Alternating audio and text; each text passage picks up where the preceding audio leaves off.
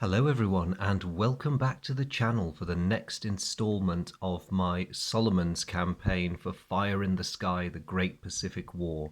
Now we're still on turn 2, but we're switching over to the Allied side of the board. And it's a chance for the Allies to see whether they can reverse the I don't want to call it a stunning Japanese success because they have not taken Port Moresby, but they are perilously close to doing so. And that is something the Allies cannot ignore. At the end of turn 1, they were sitting there feeling, fairly smug. The Japanese had made a thrust at Guadalcanal, which had been very convincingly blunted. And they hadn't yet got round to developing an offensive against Port Moresby. Now, there has been no subsequent threat to Guadalcanal, but the Japanese have really ramped up the pressure on Port Moresby. And very cleverly, by not committing any naval units to their overland attack, although they traded away the advantage of putting the Australians out of supply if they'd gained sea superiority, it did mean that the US and Allied naval units to the south could not react. So that was a sensible move on the part of the Japanese, and it's paying off. As I say, there's a very thin crust of Australians standing gallantly around Port Moresby, trying desperately to hold back the tide. But something needs to be done. And something will be done, of course, because the Allies have... they don't really have any interest in fighting this game to a draw. They're presently winning it, and they want to stay winning it also. I cannot imagine, and this is where victory conditions based on points sometimes fall down.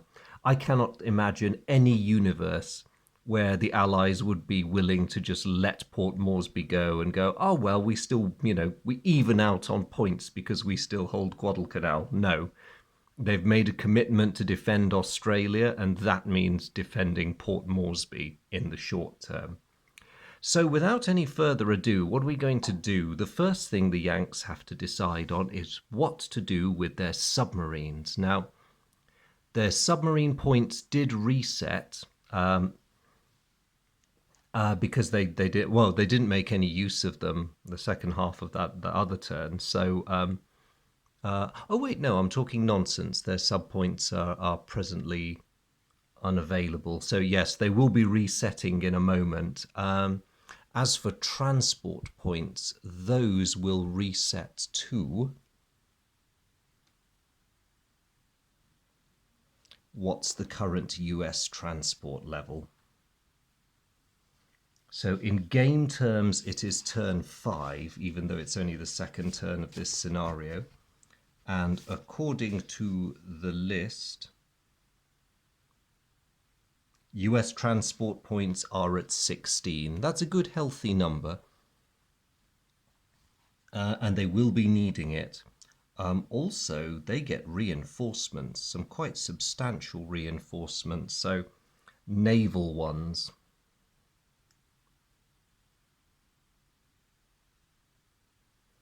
They get Indiana and South Dakota, some light cruisers, and 2 destroyer counters. Now, those will appear on the US West Coast, and of course will immediately make their way over to Pearl Harbor. I'll leave them as a separate stack for now, as will the US 6th Army, which I shall place there. Of course, the Marines vacated Pearl Harbor the previous turn, so the 6th Army has got plenty of comfortable accommodation that they can move into. So much for the reinforcement phase. The US wasn't going to make a decision about attacking the Japanese economically because they can't. They can't attack Japan by air as before. Tokyo is still a long way away from the front line. And equally, their submarine points, which are currently hidden under the Japanese ones, only just reset this turn. So they can only make the decision for economic warfare if they had any sub-points available from the previous turn. So now it is first deployment, and they have some interesting decisions that they have to make. Primarily, what are they going to do about this? Now, it's obvious, painfully so, that those Australians need to be beefed up. So the US is going to put together some replacements at Pearl Harbor.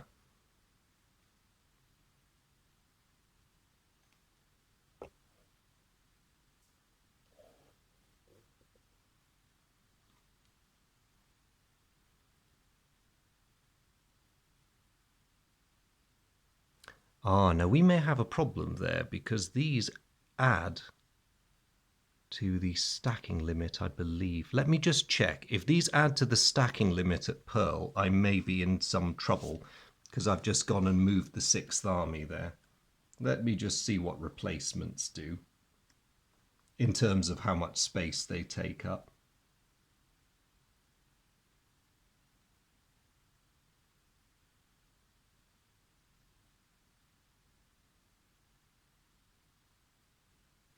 Thank goodness, they do not count towards stacking limits. Phew! I do not need to worry about that, but I do need to see about getting them to where they're needed.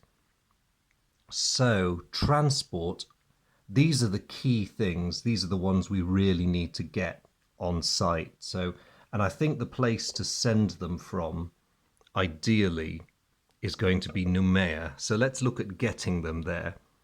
So let's see, 1, 2, 3, 4.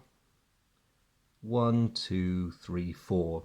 So 2 sets of moves to get that replacement counter out to Noumea.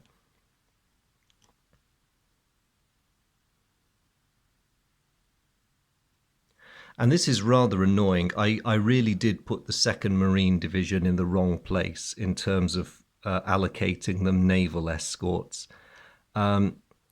So the US is going to spend the 2 transport points for getting the replacements out here.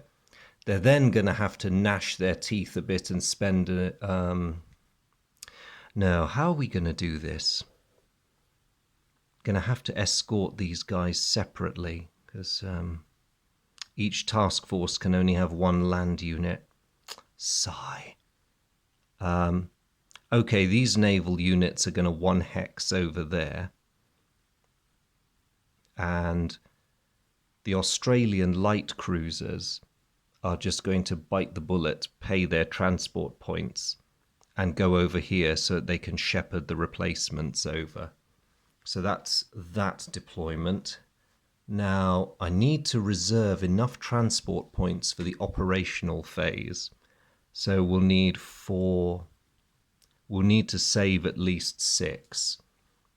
I think that still gives me a bit of latitude. So I am going to... I don't really want to use this garrison up here, because if nothing else, they'll keep the Japanese player guessing about what my intentions are for them. So really the only other source of reinforcements for the Allied forces is Pearl Harbor. I think the Allies are doing reasonably well for aircraft, and I don't want to overpopulate the South Pacific theatre with planes just yet. Plus, I want to save transport points, so let's leave them for now. I don't really see much value in moving the 6th Army just yet, and again, they're a massive point sink. But what about the various task forces I have here? There's no carriers, it's all battleships, heavy cruisers, destroyers. Do I want to bring any of them into the Southern Theatre? I'm going to take a huge risk and say no for the moment. I'm going to keep everyone who's here at Pearl. Now, maybe this is a bit dim of me, but I think we can get by with the resources we've got. So, straight to operational movement then. So I am going to commit my carrier task force to sea. They're going to support operations off Port Moresby directly. And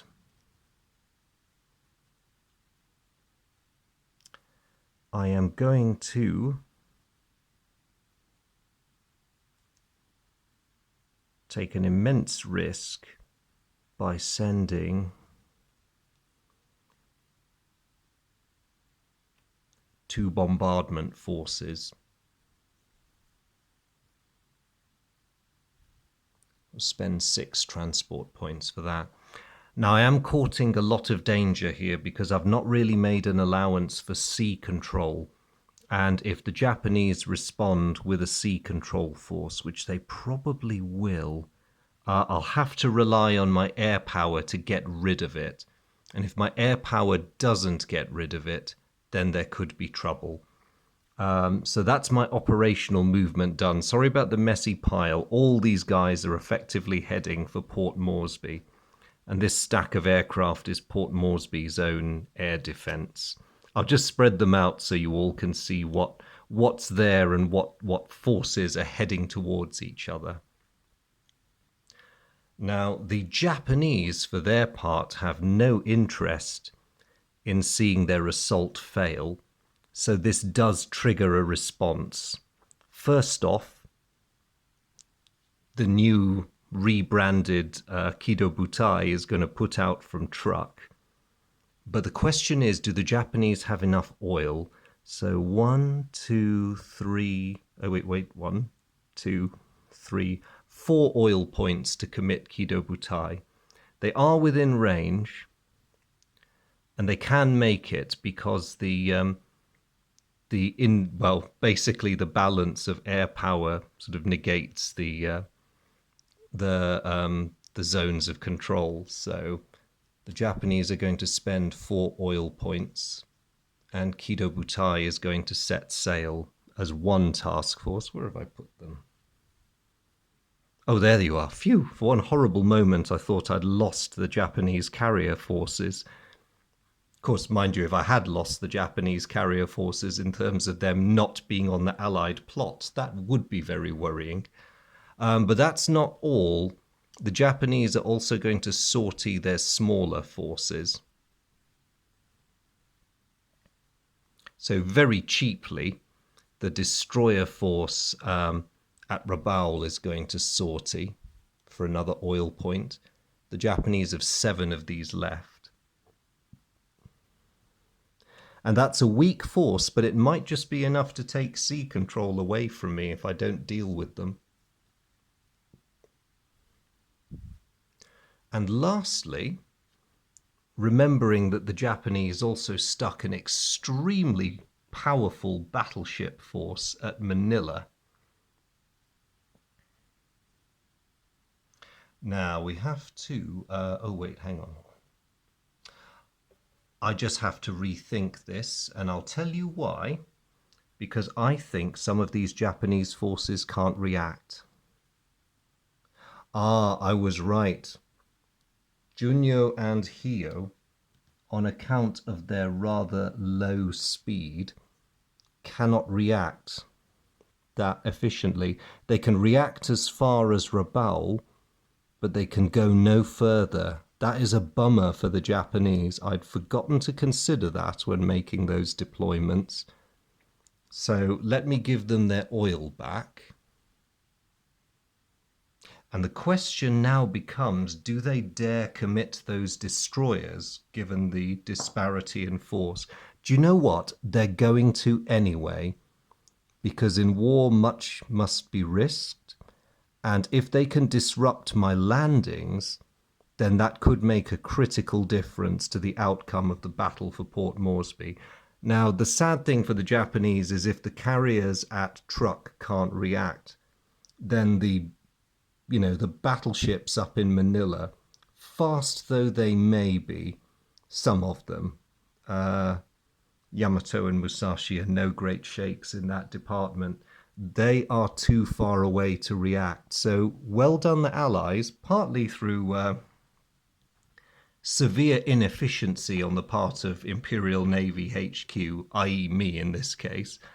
They have managed to get a major drop on the Japanese. So the next bit will involve committing air units. Now, of course, the The Allied planes are on the spot anyway and more than willing to dish some out to the Japanese. But just to be a severe annoyance, the air forces in Guadalcanal are also going to launch suppressing attacks on Rabaul to see if they can just distract them a little bit. So that's what's going to happen. And let's see how things go. Battle board up.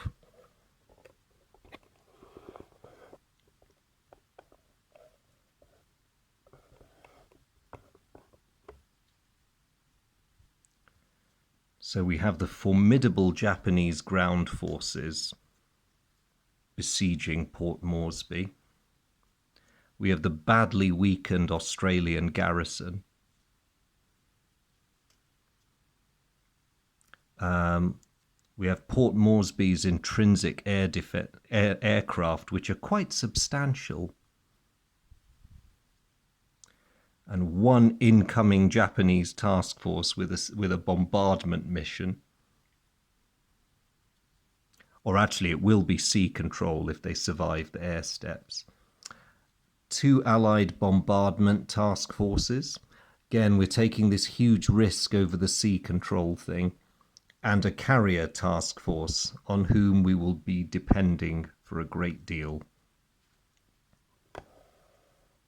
Now, I'll say the outlook is generally good because with the Japanese naval units unable to react, the Japanese basically have no air power here, whereas the Allies have 8, which is wonderful because that means temporarily they enjoy air supremacy, which is very, very nice. So the aircraft are going to have a bit of a divided mission. I'm going to spare 2 air points to... Oh, wait, submarines. Submarines.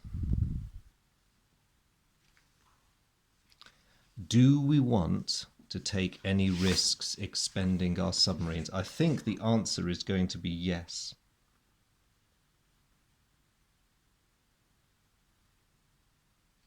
Yeah, both sides are going to commit because there's going to be no rainy days with this one. The US and the Japanese are both going to put everything in. Although it's a risky attack for the US because they are going up against a task force that consists entirely of destroyers. Let's see what happens. Sorry, I've just realized my camera's a bit badly offset from the battle board, so you guys can't really see what's happening here. That's better. Sorry about that. You can actually now see the Australian garrison of Port Moresby, the aircraft, and the Japanese ground units as well. So, submarines. We have 2 Japanese destroyers in the task force that the first... actually, the US can only commit 1 sub point because there's a limit of one submarine attacking each task force. So it looks like the US will have a spare sub point for economic warfare next turn anyway. So the Japanese destroyers make their roll. And it's ineffective, so the sub is able to go in.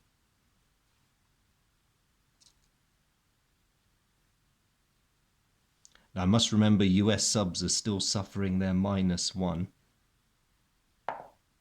And unfortunately for them, the attack is ineffective, so the Japanese weather the submarine attack. Meanwhile, the Japanese submarines, they cannot resist, because who doesn't like capital ship targets, allocating 1 submarine to attack the carrier task force. And the other one will attack the force protecting the US 2nd Marine Division's transports. So I'm going to resolve the attack on the carrier first. There's 2 destroyers in that task force, and the Allies do benefit from friendly ground-based air in the neighbourhood. So that is going to make life very tricky indeed for the Japanese. So 2 Allied destroyers and a +1 because they've got friendly air in the vicinity. Yep, and they knock out the Japanese sub. So the carriers are safe. Meanwhile, the 2nd Marine Division, only one destroyer protecting that force. They do get a +1 because of the friendly air support, but they do not stop the Japanese submarine, so it's coming in. And it wishes, unsurprisingly, to target the transports. They make their roll and they get a 5, which unfortunately is a hit.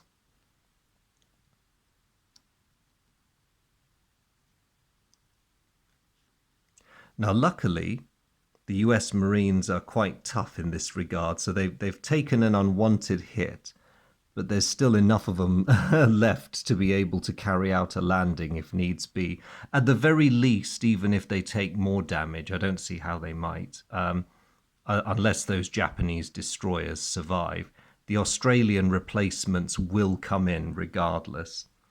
Well, let's hope at any rate. So now with the submarine attack phase over, we get onto the air battle. The Allies are desperate to push back the Japanese ground forces, so they're going to take a massive risk, and they're only going to allocate 2 air points to the attempt to sink the Japanese destroyers. Everything else is going to go on ground support. So hoping and praying that they've made the right decision as the Japanese anti-aircraft fire warms up. Now, the Japanese only have 1 strength point worth of AA, so it's pretty weak, as one would expect. But they do get a hit, so one of those air points attacking them is rendered ineffective. The other one bores in. Oh, they've rolled a 1, so even with the bonus for air supremacy, they fail to damage the Japanese task force. That's bad news. That's very bad news. So now we get to the naval phase, and the Japanese, of course, move into the sea control box. And this presents the Allies with a massive, massive dilemma. What do they do about this?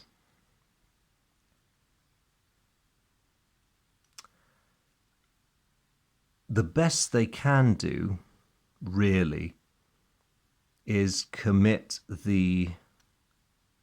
Oh dear, it's a tough choice. It's really a tough choice. Do they commit the weaker force to it and just accept that the Australians won't be reinforced? Or do they allow those to go through and take the equally big risk that the precious 2nd Marine Division will be stopped cold? It's a horrendous choice to have to make. And I was probably foolish to have only allocated 2 air points to attacking the Japanese ships. Oh well, mea culpa. Oh, this is an awful choice to have to make. I think in the interests of preserving the bigger bombardment capability, I am going to put the heroic Australian light cruisers in harm's way. So they're being ganged up on by both Japanese destroyers. And even worse, the Japanese, because they outnumber the force, they can target the transports as well. Sorry, guys. It was a tough choice, but I hope I've made the right one, because the horror is not yet over. As per the optional rules, the Japanese have the advantage of both long-lance torpedoes, and also they also have the Tokyo Express advantage, and this is really not good. So sorry, I'm just going to straighten that pile.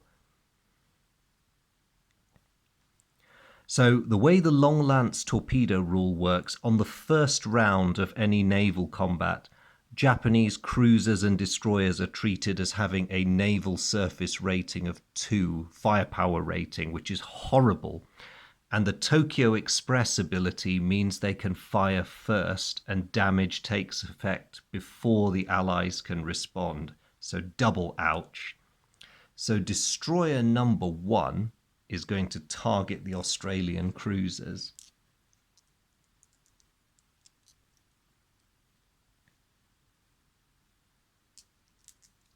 and is going to open fire. Ouch.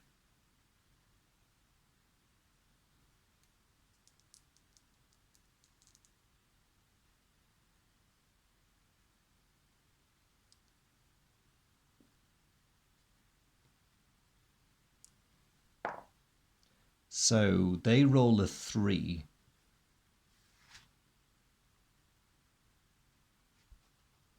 And I don't know if you can see this. The naval combat works a bit differently in this game. So you cross-reference the firepower rating with the cruiser's defense rating, which is 8. And 3, unfortunately, was exactly what that destroyer needed to hit the poor Australian cruiser. So we now go, well, I'll just record the fact that it's taken a hit. Oof. And the other one is just going to fire at the transports, which is not nice. No.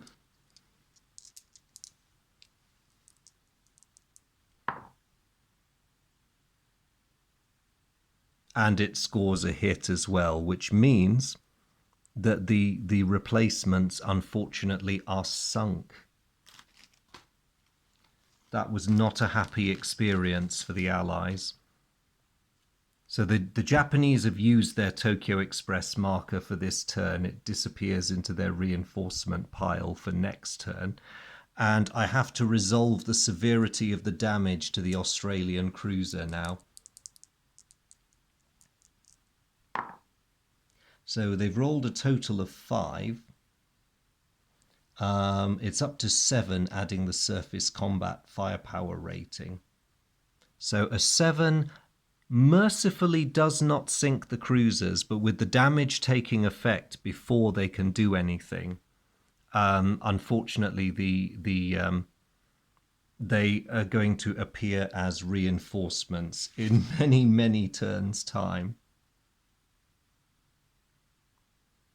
So that was the one hit. So they're going to appear. That poor Australian cruiser unit is going to reappear on the last turn of this scenario. Sorry, guys. I've also realised I've made a horrible miscalculation in committing the Australian force, because with the Japanese enjoying sea control, and I can't believe I was so stupid, the other bombardment force has to turn back. So I am sorry to say I have disastrously mishandled this one.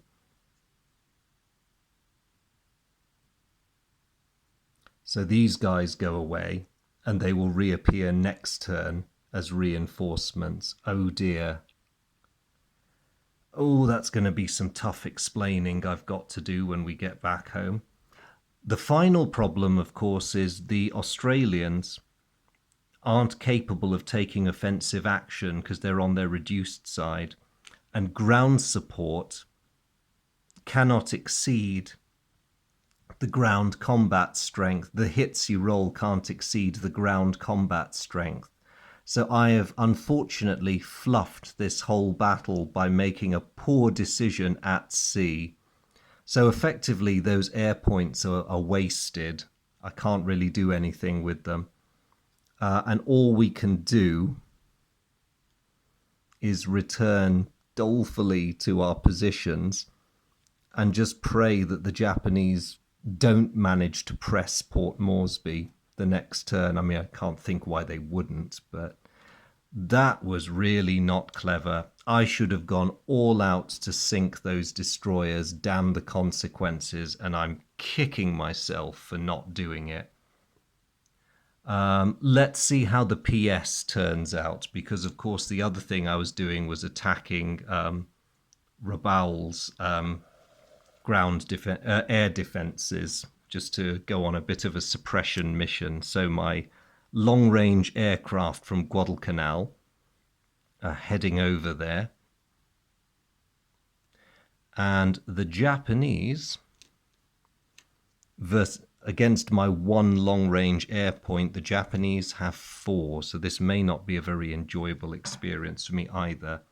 So let's do the air combat first and see if this crazy adventure gets me anywhere.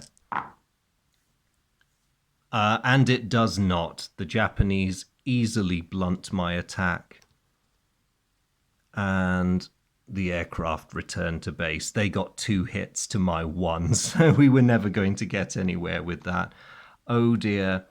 To Prime Minister Curtin and President Roosevelt, I am so, so sorry. I did a major stupid there. Darn it. But now it's the return to base segment. I do have some consolations. The destroyers that put out of Rabaul have to return all the way to the home islands, which is nice for me. So I'm going to send you guys scuttling all the way back up to Yokosuka. Go on, get out of here. And the carriers, of course, have to return to the United States. So they go home as well.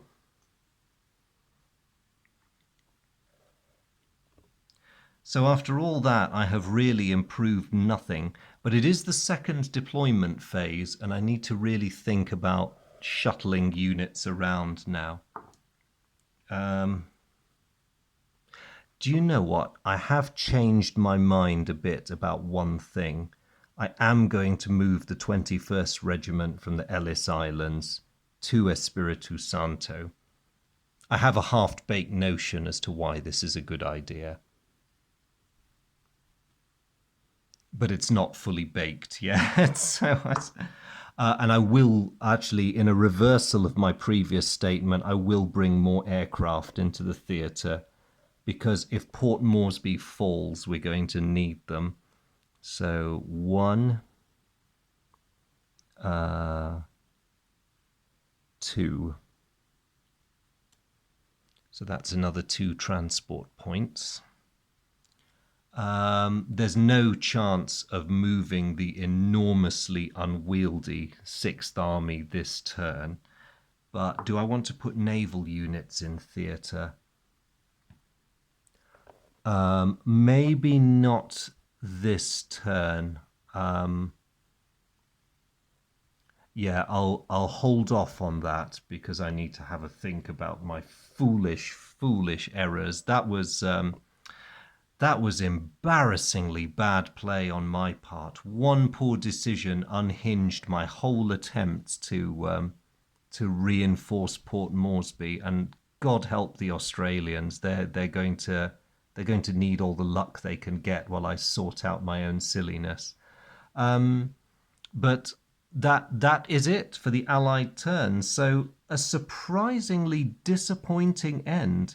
I started that up with my Allied hat on, so full of hope that we could reverse the situation down there. But I'm afraid my poor play for the Japanese in not really setting up the combined fleet ideally to respond was sadly matched by an equal level of Allied ineptitude, where I seem to have somehow snatched defeat from the jaws of victory, or at least from the jaws of a draw at the very least.